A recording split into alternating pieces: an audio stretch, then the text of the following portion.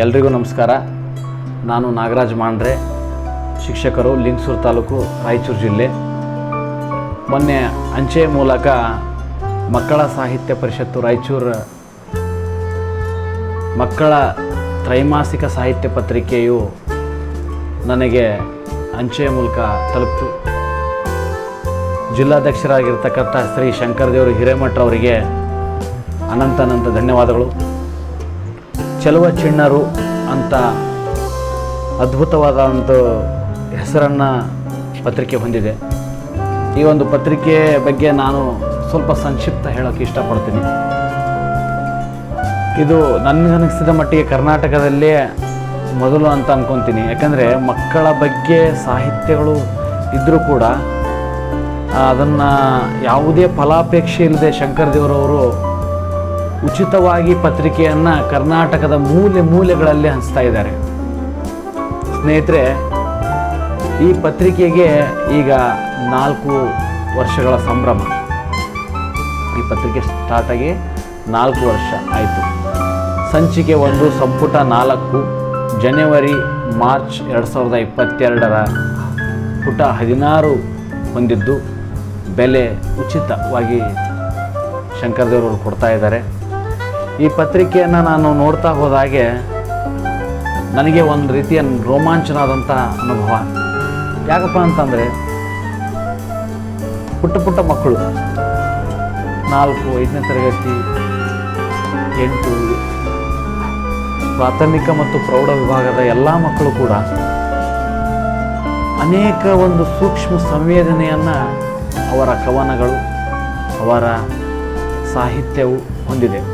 ಯಾಕಪ್ಪ ಅಂತಂದರೆ, ಅನೇಕ ಕವನಗಳನ್ನು ಪರಿಸರದ ಬಗ್ಗೆ, ಹಸಿರಿನ ಬಗ್ಗೆ, ಗಿಡ ಮರಗಳ ಬಗ್ಗೆ, ಕಾನನಗಳ ಬಗ್ಗೆ, ಅಂದರೆ ಪ್ರಕೃತಿಯನ್ನೇ ನೋಡ್ತಕ್ಕಂಥ ಪರಿ ಮಕ್ಕಳಲ್ಲಿರ್ತಕ್ಕಂಥದ್ದು ಅಗಾಧ. ಈ ಪತ್ರಿಕೆ ನೋಡಿದ ಮೇಲೆ ನನಗೆ ಅನಿಸ್ತಾ ಇದೆ, ನೋಡ ಬನ್ನಿ ನಮ್ಮ ಪರಿಸರ, ಪ್ರಕೃತಿ ಮಡಿಲಲ್ಲಿ ಎಷ್ಟು ಸುಂದರವಾಗಿ ಬರೆದಿದ್ದಾರೆ. ಬಹುಶಃ ಇವರು ಮಕ್ಕಳು ಮುಂದಿನ ದಿನಗಳಲ್ಲಿ ದೊಡ್ಡ ಕವಿಯಾಗೋದರಲ್ಲಿ ಸಂಶಯ ಇಲ್ಲ. ಸ್ವಾತಿ ಅಂತ 8ನೇ ತರಗತಿ ಮಗು ಬಳ್ಳಾರಿಯಿಂದ ಬರೆದಿದೆ. ಒಂದು ಪುಸ್ತಕ ಪರಿಚಯ ಮಾಡಿಕೊಟ್ಟಿದೆ. ಈ ಪುಸ್ತಕ ಸೂರ್ಯ ಚಂದ್ರ ಅಂತ ಮಕ್ಕಳ ನಾಟಕ ಪುಸ್ತಕ. ಎಷ್ಟು ಸರಳವಾಗಿ ಹೇಳೋಕ್ಕೆ ಸಾಧ್ಯ ಆ ಮಗುವಿಗೆ ಅಂತ ನನಗೆ ಈಗ ಅನ್ನಿಸ್ತಾ ಇದೆ. ಯಾಕಂದರೆ ಒಂದು ನಾಟಕವನ್ನು ಒಂದೇ ಪುಟದಲ್ಲಿ ದಾಖಲಿಸುವುದು ತುಂಬ ಜವಾಬ್ದಾರಿಯುತ ಕೆಲಸ. ಈ ಕೆಲಸ ಸ್ವಾತಿಯವರು ಮಾಡಿದ್ದಾರೆ ಅಂತ ಹೇಳ್ಬೋದು. ಅದೇ ರೀತಿ ಇನ್ನೊಂದು ವಿಶೇಷ, ಈ ಪತ್ರಿಕೆ ಈ ಜನವರಿ, ಫೆಬ್ರವರಿ, ಮಾರ್ಚ್ 2022 ಪತ್ರಿಕೆ ತುಂಬ ಅಮೂಲ್ಯ ಅಂತ ಯಾಕಪ್ಪ ಹೇಳ್ತಾ ಇದ್ದೀನಿ ಅಂತಂದರೆ, ಮಕ್ಕಳ ಸಾಹಿತ್ಯದ ಧ್ರುವತಾರೆ ಯಾರಪ್ಪ? A.K. ರಾಮೇಶ್ವರ್ ಸರ್ ಅವ್ರ ಬಗ್ಗೆ. ಇವರು ಮಕ್ಕಳ ಸಾಹಿತ್ಯಕ್ಕೋಸ್ಕರ ತಮ್ಮದೇ ಆದಂಥ ಕೃಷಿಯನ್ನು ಕೊಟ್ಟಿದ್ದಾರೆ. 44 ಪ್ರೌಢ ಸಾಹಿತ್ಯ ಕೃತಿಗಳನ್ನು, 16 ಸಂಪಾದನೆ ಕೃತಿಗಳನ್ನು, 5 ವ್ಯಕ್ತಿ ಜೀವನ ಚರಿತ್ರೆ ಸೇರಿದಂತೆ 65ಕ್ಕೂ ಹೆಚ್ಚು ಸಾಹಿತ್ಯ ಕೃತಿಗಳನ್ನು ರಾಮೇಶ್ವರ್ ಸರ್ ಅವರು ಬರೆದಿದ್ದಾರೆ.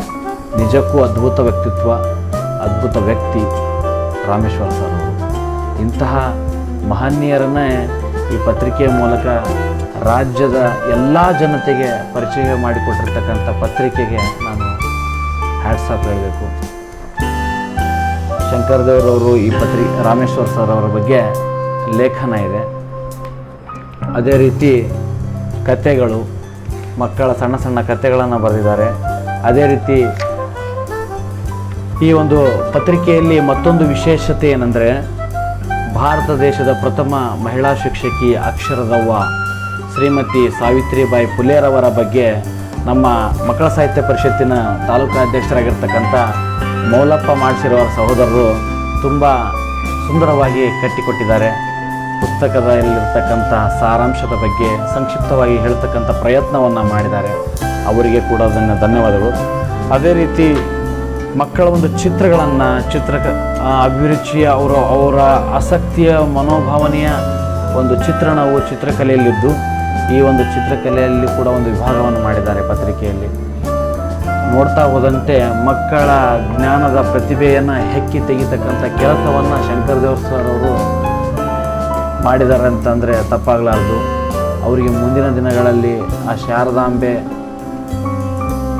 ಯಶಸ್ಸನ್ನು ಮಾಡಿಕೊಡಲಿ, ರಾಜ್ಯದ ಅನೇಕ ಸಾಹಿತಿಗಳು ಅವರನ್ನು ಬೆಂಬಲಿಸಲಿ ಅಂತ ಹೇಳ್ತಾ, ನನ್ನ ಗೆಳೆಯನಾಗಿರ್ತಕ್ಕಂಥ ಶಂಕರ್ ದೇವ್ರವರು ಇನ್ನೂ ಎತ್ತರಕ್ಕೆ ಬೆಳೆಯಲಿ ಅಂತ ನಾನು ಹಾರೈಸ್ತಾ ನನ್ನ 2 ಮಾತುಗಳನ್ನು ಮುಗಿಸ್ತಾ ಇದ್ದೀನಿ. ಎಲ್ರಿಗೂ ನಮಸ್ಕಾರಗಳು.